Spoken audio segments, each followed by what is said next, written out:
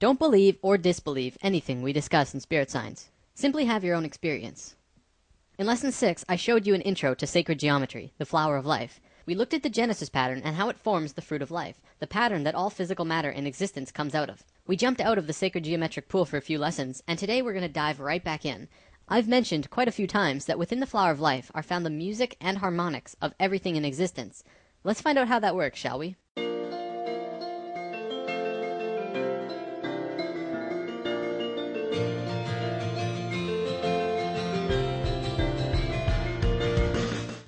First, I want to show you phi and Fibonacci. It's important to understand for what we're going to talk about. I'll show you what you need to know to continue, and if you want to learn more in depth about these sequences, I will provide sources in the comments.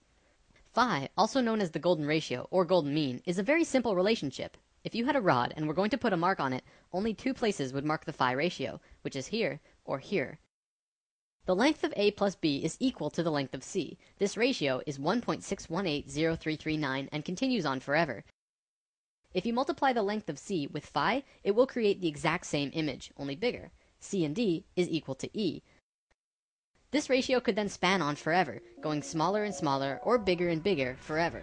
This ratio is infinite. It has no beginning and no end. It is also believed that phi is the mathematical root of all other sequences. See, every mathematical sequence in existence needs a minimum of 3 numbers to figure out the sequence. Phi only needs 2. It is the only one. Similar to how the circle and square are the source of all shape, but we'll get to that later on. The next thing that you need to know is that this ratio is found in all life everywhere. Sort of. By sort of, I mean it's really Fibonacci, but we'll look at that in a moment. Look at your hand. Not only does each finger have its own ratio moving up each finger, which is phi to the next bone, but it oscillates back and forth from the tallest finger to the thumb. You wonder why the human hand is like that? It's based on phi. This relationship is found throughout the body in various ways, moving up the arms and legs, in your face, throughout the entire body. This is a Greek statue that accurately represents this. The Greeks were very precise when they made their art, because they understood phi, Fibonacci, and the importance of these sequences. When the Romans took over Greece, you could see the perfection in statues just completely disappear. I'm not saying the Romans were bad artists, they just didn't measure everything to the same caliber that the Greeks did.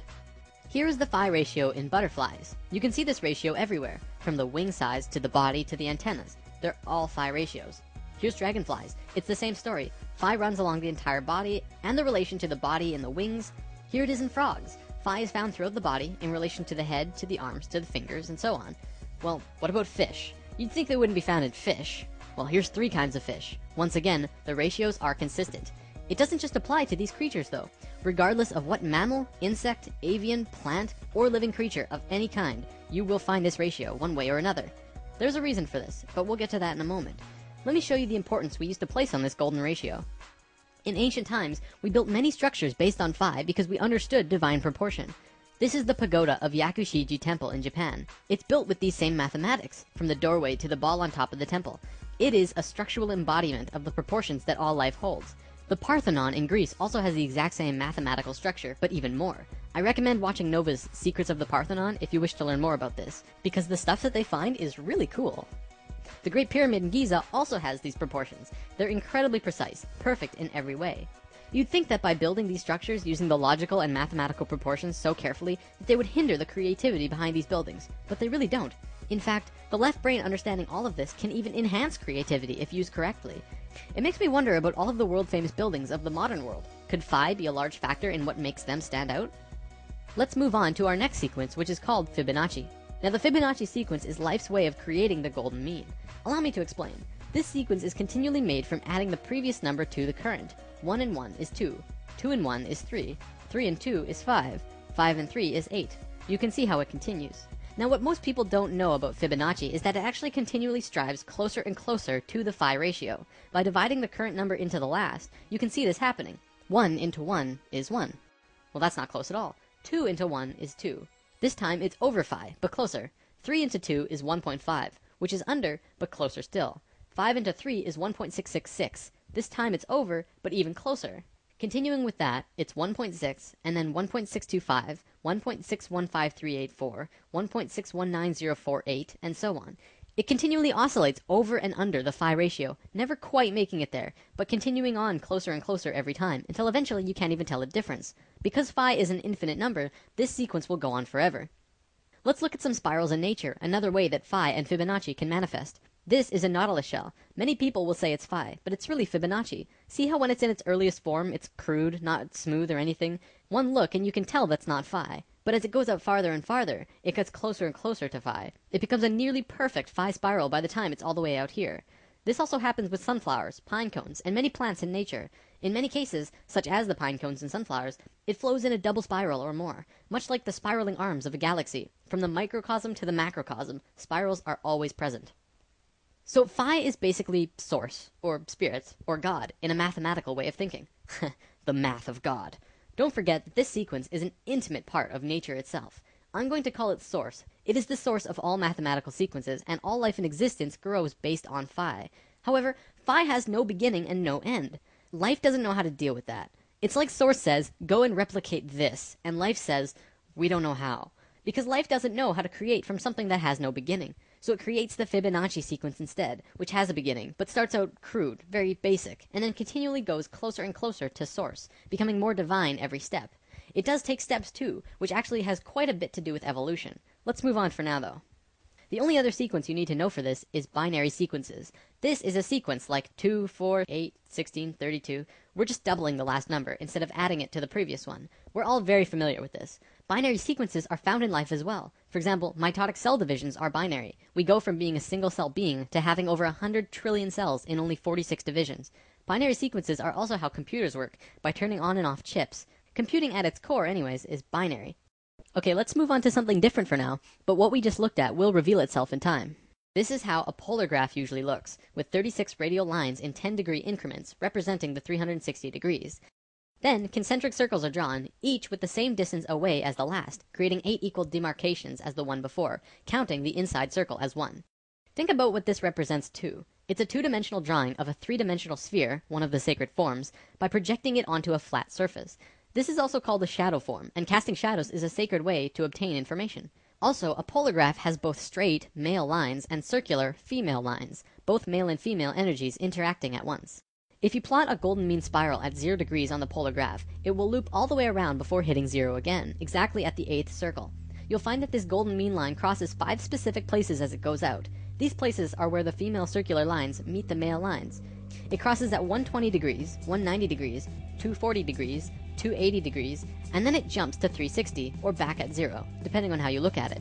What's interesting about this is that it creates both a binary and Fibonacci sequence. Looking at the radial increments from the center, it crosses at 1, 2, 3, 5, and 8.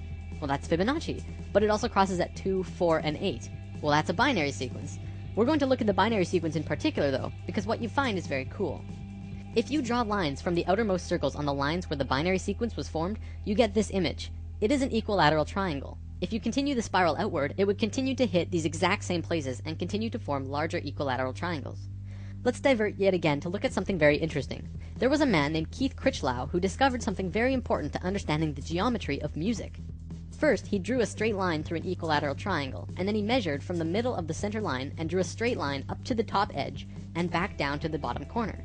Then he did the same, but passed through the center line of the top and back down again. He did this yet again on the other side. You can keep doing this on either side as well. By drawing this funny little form, he discovered something of great importance. He writes, continuing in this way, each successive proportion will be the harmonic mean between the previous proportion and the total length, and all of these proportions will be musically significant. 1/2 being the octave, 2/3 being the fifth, 4/5 being the major third, 8/9 being the major tone or step, and 16/17 being the half tone or step. In other words, he discovered the geometries of music, or at least one aspect of them.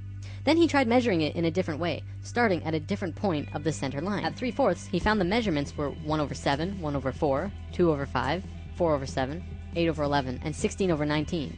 All of these numbers are musically significant. This is very interesting. It means that the harmonics of music are somehow related to the proportions of the central line moving through a tetrahedron. Back to the polar graph, you can see that this drawing has a much greater value all of a sudden. Not only that, but it becomes even easier to make your measurements thanks to the polar graph itself. You can just draw a straight line through the drawing on the graph, and it will give you the center line. This information has been taken light years beyond what I just showed you though. A research team found that you can draw these lines not only from the center, but from any nodal points inside the upper half of the triangle, and you will come up with all known harmonics in existence. Basically, this means that anywhere the straight line and curved lines on the polar graph cross from 0 to 120 degrees and start making the pattern, you will come up with all known harmonic systems. Not only the Western keyboard, but the Eastern, and even many unknown systems that have never been used.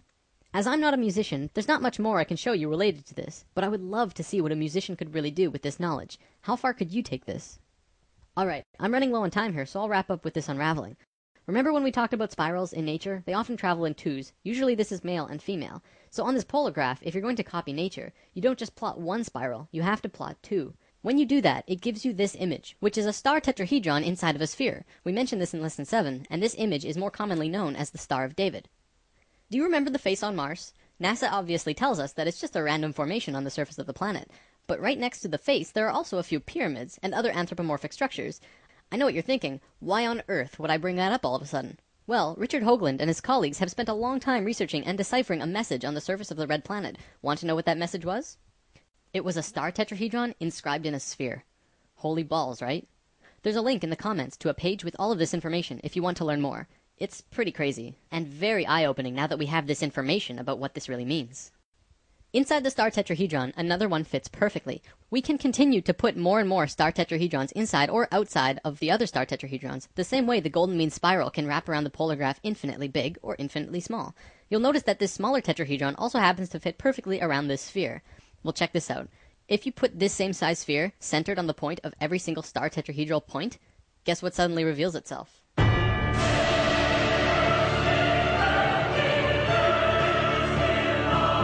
fruit of life. It's back. According to the Egyptians, as well as the Ascended Masters, this is one of the holiest, most sacred forms in existence. Of course, we already learned one of its informational systems in Lesson 6, and what you just saw was the second, only in reverse order. What this means is that all of the information of music, harmonics, sound, and spirals come out of this image. Not only that, but light and the dimensional levels work in the same way as harmonics, which we've already discussed in Lesson 2, 7, and 9. Meaning that the geometric information about light and dimensions are also related to this star tetrahedron pattern. So just briefly looking at this image that we looked at in Lesson 7, this is the fourth unraveling of the flower of life. It is an infinite spectrum of never-ending fruits of life within more fruits of life. This is the unraveling of dimensions, so it makes a little more sense now, but I won't have time to show you anything more today. So what you just saw was the second unraveling from the third rotational pattern of Genesis, the geometry at the heart of creation.